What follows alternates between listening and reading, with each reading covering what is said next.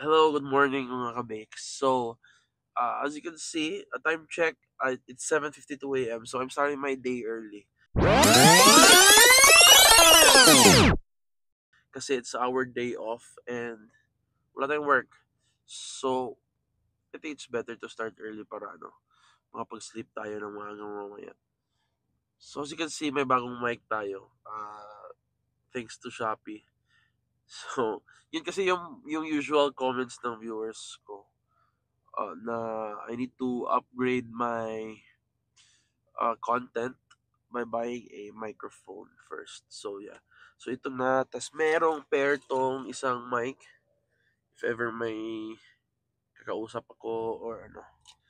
So yes, meron tayong mga pang babaguhin o gagawin sa Civic FD natin mamaya. Pero as you can see now, ginagamit natin yung Vios ng dad ko.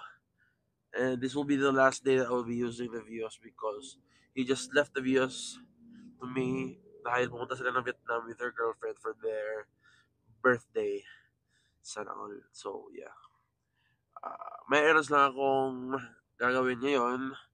Tsaka mga before lunch siguro, pupunta na ako sa shop para sa let's shoot some clips for our vlog. Bye!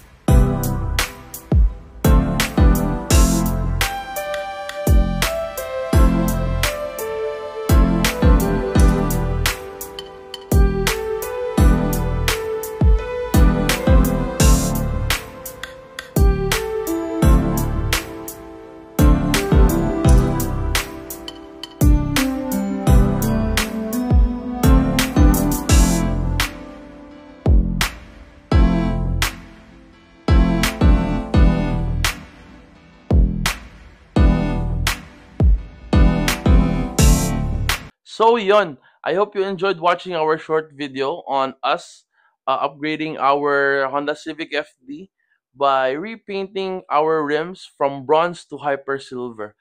So we added blue decals just to add accent to our car.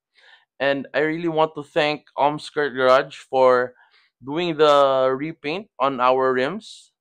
So we will be doing more upgrades with Skirt Garage through time, and I will shoot more videos. And I think I'm gonna shoot a video this week on changing some parts of my interiors. No, so I really hope you enjoy every time I post contents.